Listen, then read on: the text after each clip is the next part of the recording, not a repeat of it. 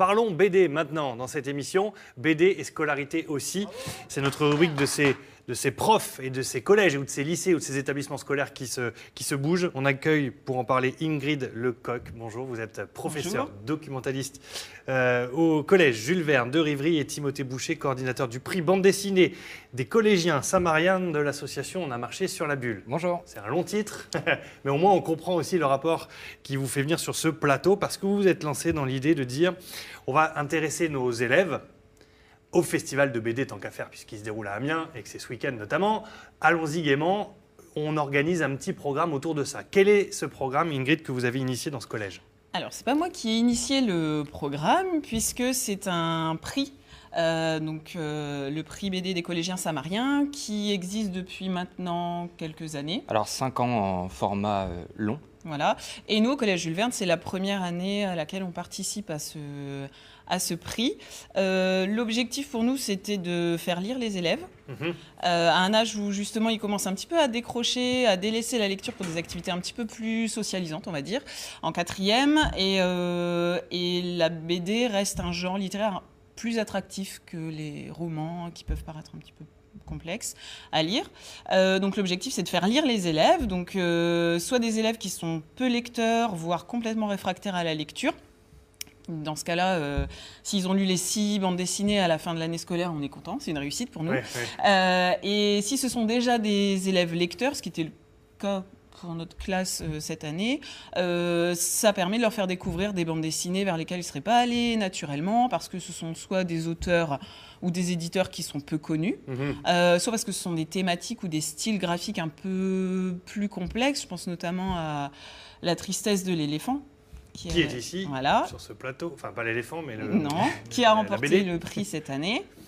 Et qui a un style graphique un peu inhabituel pour des élèves de cet âge-là. Et pourtant, ils ont voté pour cette BD-là, très riche en émotions. Et puis, je pense aussi à la bande dessinée Les Communardes, qui se déroule pendant la Commune. Donc, c'est un contexte historique un peu compliqué, même si c'est étudié dans leur programme de 4e. Et pourtant, ils ont bien aimé, puisqu'ils m'ont réclamé les autres volumes de la sélection. Donc, voilà. Quelle est la logique et le lien ? Ça paraît évident finalement, une fois que l'idée est exposée, de dire bah oui, c'est un super vecteur pour les intéresser à la lecture. Et du coup, vous, avec l'association, par rapport en lien avec ce festival, le lien était évident en fait. Exactement. En fait, la genèse du projet, c'est que nous, on se déplace dans des lycées principalement professionnels pour organiser un petit peu le même type de prix. Et on s'est rendu compte que ces élèves, en fait, ils avaient déjà arrêté de lire et que maintenant, il fallait les rattraper. Et du coup, afin de faciliter les choses, on s'est dit on va plutôt essayer de prévenir ce décrochage-là. C'est pour ça qu'on a ciblé les classes de 4e et essayer de leur faire tester d'autres lectures. Parce qu'il y a énormément de BD qui sortent par an. Je crois que le chiffre de 2015, c'était 4500 nouveautés. Donc en fait, ils ont énormément de mal à s'y retrouver devant ce flot de sorties. Et du coup, nous, par notre approche, on essaie de mettre en avant des livres qui sont susceptibles de plaire à ce public. C'est vrai que c'était... Pardon. Est-ce que c'était un moyen aussi de les impliquer dans l'organisation du festival ? Alors oui, aussi, et surtout un moyen de leur faire rencontrer des auteurs. Parce que là, les auteurs de la sélection, on les a invités sur le salon, donc ils vont pouvoir échanger avec un créateur. Et du coup, approcher un petit peu l'acte de création. C'est vrai que souvent, quand on parle de BD, on pense aux grands classiques, Astérix, Exactement. Tintin et tout ça. C'est pas que ça, la bande dessinée. C'est vraiment des romans, finalement, racontés avec des dessins aussi, et c'est une autre façon de détourner l'imagination. Exactement. Et généralement, en intervention, moi, je commence souvent par leur demander ce qu'ils lisent. Et souvent, voilà, c'est toujours les mêmes titres qui ressortent, c'est Astérix, c'est Titeuf, etc., etc.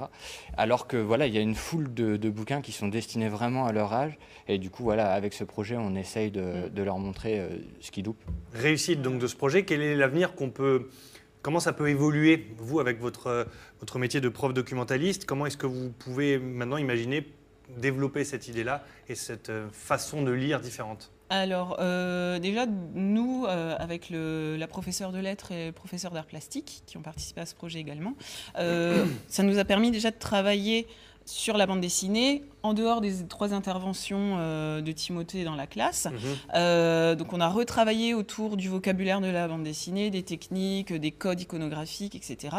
On a invité également les élèves à créer leur propre bande dessinée, puisque tous les ans, il y a un concours. Donc les élèves doivent dessiner 1 ou 2 planches de bande dessinée.